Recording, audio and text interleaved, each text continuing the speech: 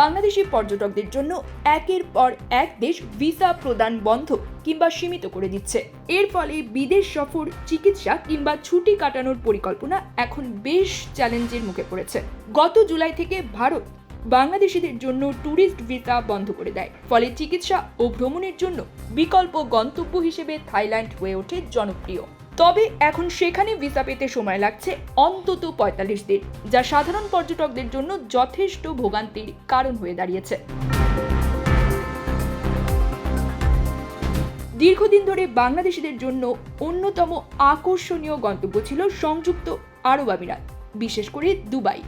মরুভূমিতে safari, Burj খলিফার সৌন্দর্য উপভোগ কিংবা বিলাসবহুল হোটেলে বিজনেস মিটিং, সব মিলিয়ে জনপ্রিয় ছিল এই শহরটি।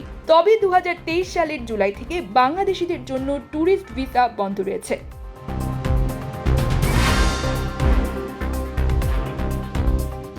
বর্তমানে দিনে গড়ে ৩০ থেকে ৫০টি ভিসা ইস্যু হলেও সাধারণ ট্যুরিস্টদের সেই সুযোগ দেওয়া হচ্ছে না। থাইল্যান্ডের পাতায়া, ফুকেট কিংবা ব্যাংকক ছিল হানিমুন, অবসর উদযাপন বা ছুটি কাটানোর জন্য প্রিয় গন্তব্য, কিন্তু এখন সেখানে ভিসা পেতেও লেগে যাচ্ছে দীর্ঘ সময়।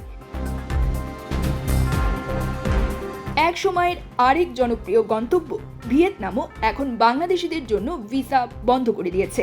২০২৪ সালের জানুয়ারি থেকে দেশটি অন অ্যারাইভাল ভিসা সুবিধা বাতিল করেছে।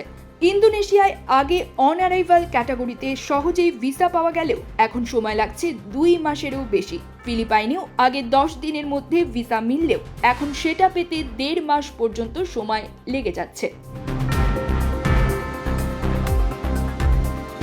এইসব দেশের কঠোর অবস্থানের মূল কারণ হিসেবে দেখা হচ্ছে ট্যুরিস্ট ভিসার অপব্যবহারকে। ১ থেকে ২বার ছুটি কাটানোর পরিকল্পনা থাকে তাদের এখন ভ্রমণের আগে ভালোভাবে ভাবতে হচ্ছে কোথায় যাওয়া সম্ভব আর কোথায় নয়।